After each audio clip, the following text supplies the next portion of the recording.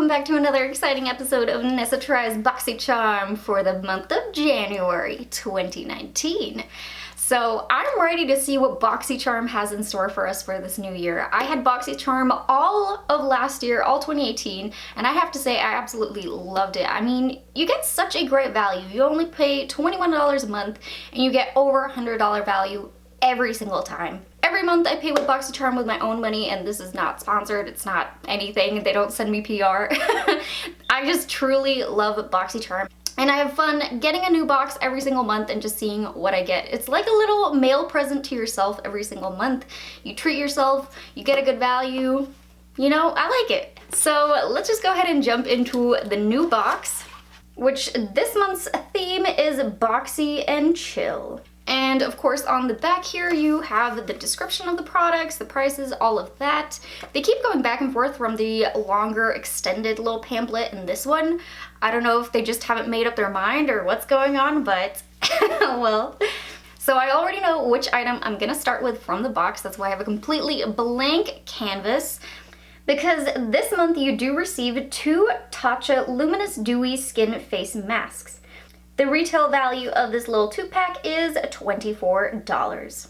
So these 2 masks are supposed to be a lightweight blend of rice germ oil, vitamin E, essential fatty acids, highly concentrated botanical oils and extracts. It's also supposed to be a perfected trio of fermented Japanese anti-aging superfoods like green tea, rice, and algae to instantly restore skin's health and radiance. Woo!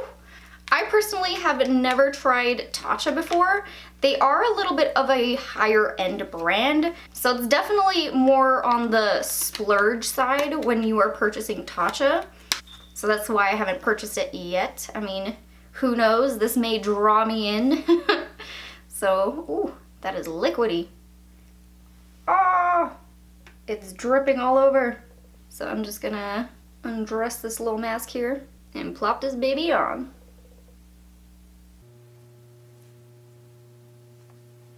And I'm just kind of working out the edges, making sure all that liquid isn't still dripping and just kind of working it down into the neck.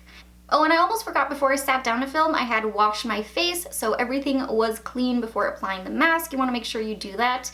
And then it says, once you have applied the mask, smooth it to a comfortable fit and then leave on for 15 minutes.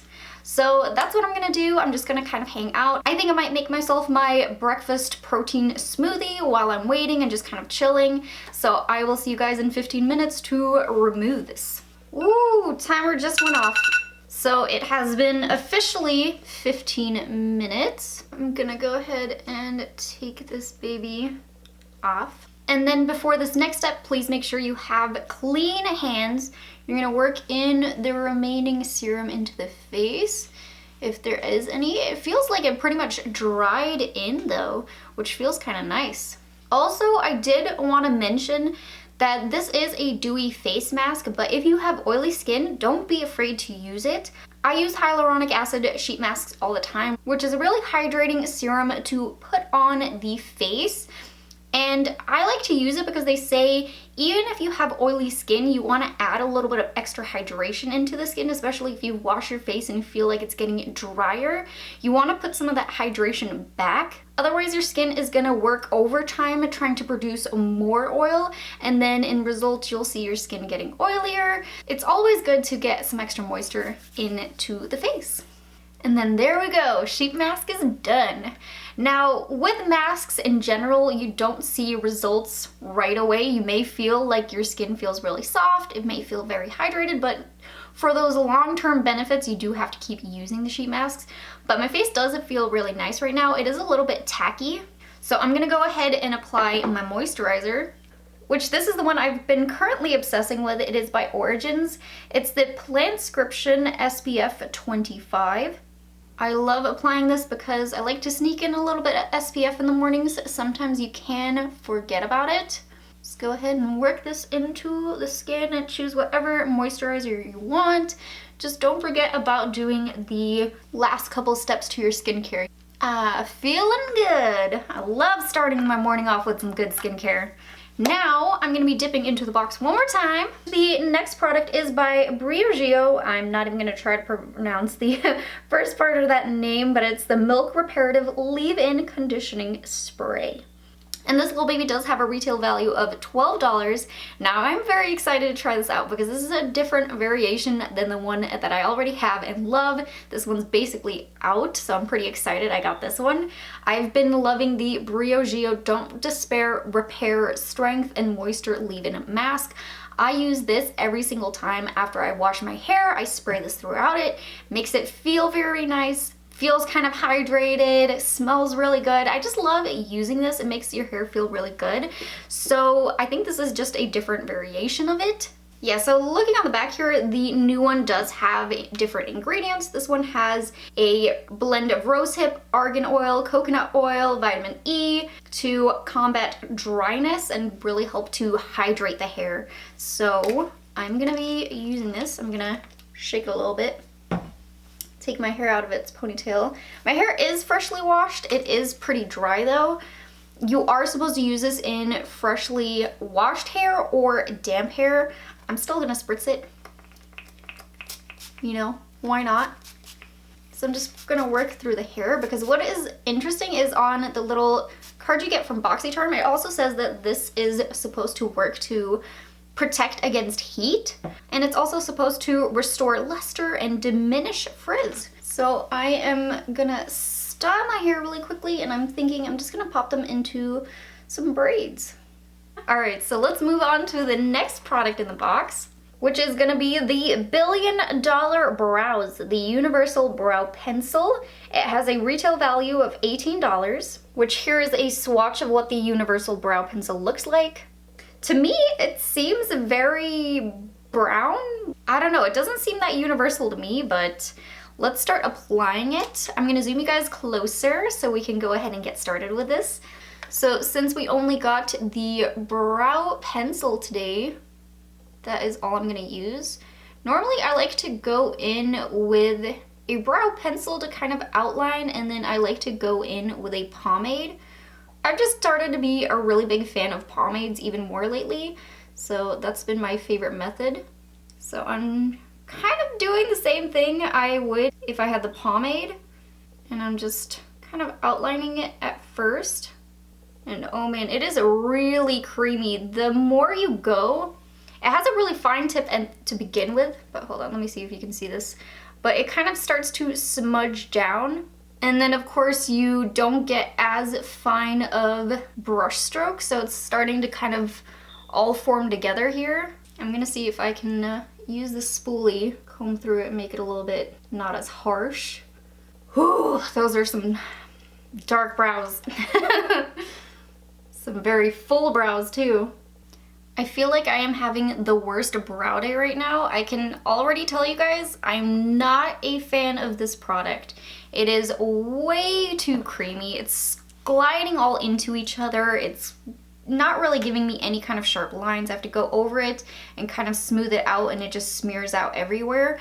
And I wouldn't really say that this is a universal color. It's very dark. And yeah, I'm just not a fan of it. I have to say, unfortunately, I'd say that this $1 Billion Brow is probably gonna be a no for me. I mean, what you can always do if you're having a bad brow day is, of course, save it with some concealer, go around, clean it up, and just make everything sharp. You can do that to save any type of brows you have, but it's kind of an extra step, so you want good products. You don't want to have to do this every single time. Like, I don't carve out my brows every day. I like to keep things a little bit more simple, and I like the brow product to really work and just kind of work on its own, that I don't need to go in and clean up.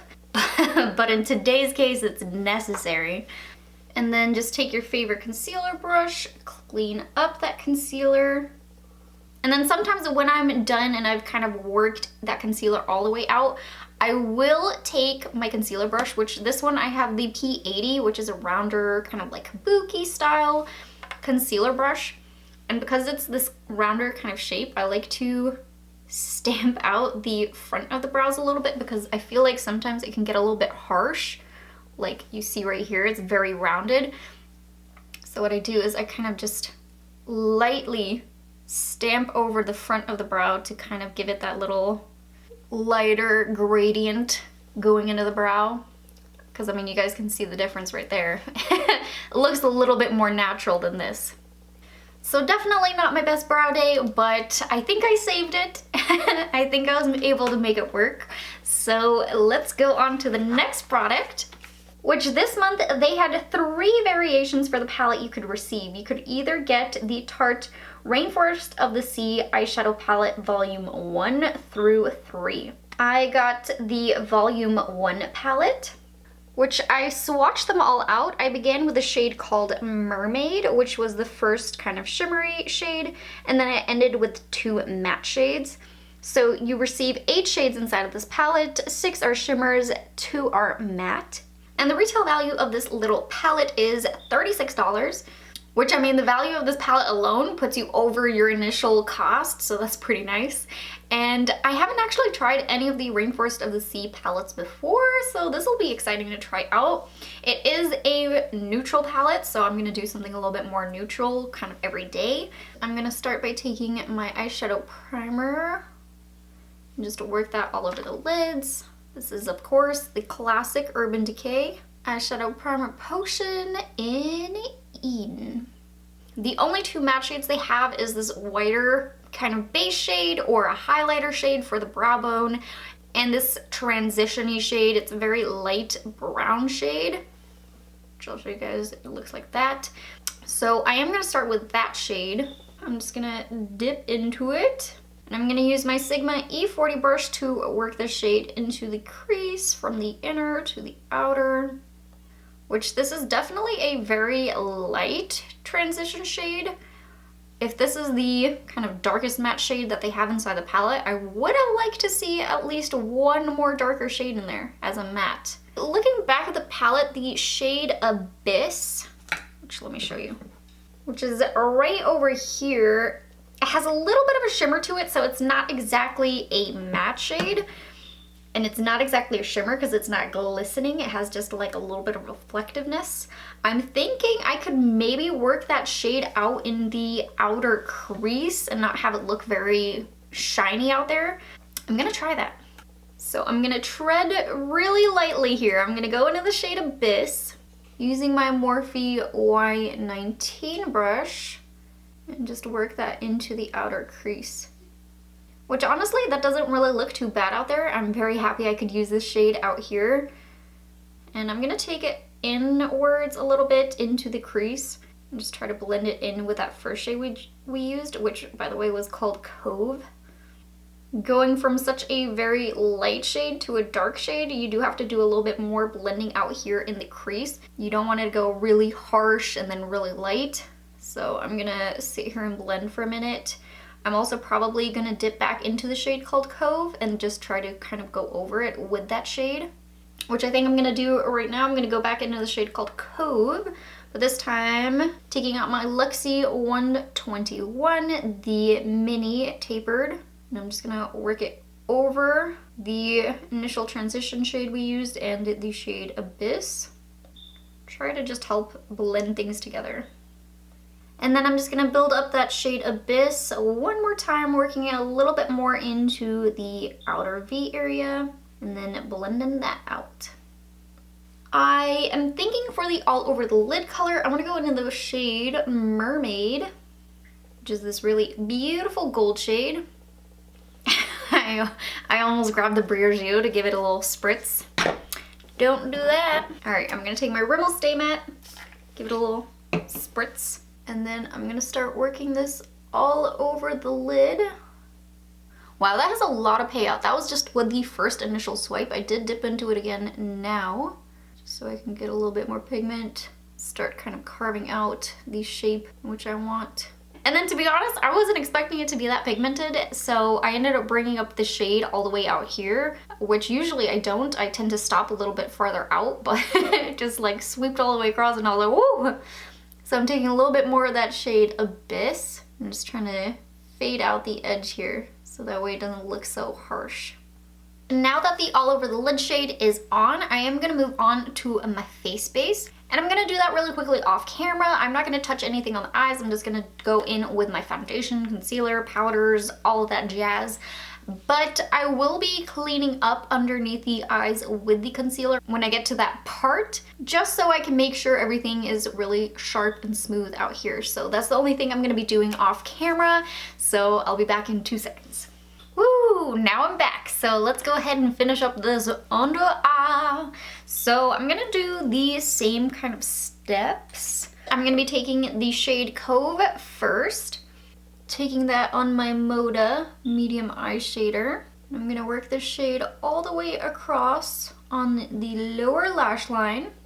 And then I'm gonna be taking the shade Abyss once more, this time on my Sigma E30. And I'm just gonna deepen up the lower lash line a little bit. And I'm gonna bring it in about, I'd say like 2/3 of the way into the eye, right about here. And I'm gonna continue to kind of clean up this edge of the outer V. I'm thinking just a few more touches. I wanna go in with this shade right here called Seashell, which is this really pretty light pink shade. I'm gonna take this on my Scone Smudger brush. And I'm just gonna pop this in the inner corner, bring a little bit of color in there, which actually, that looks really pretty. I like that. Might be kind of hard to see on camera, but in person, you can really see that subtle pink hint. And then, I don't know, usually I never put shimmery shades up on my brow bones, but I'm gonna take what's left over from that pink shimmery shade, just pop a little bit right here on the brow bone. Let's kind of wrap things up on the eyes.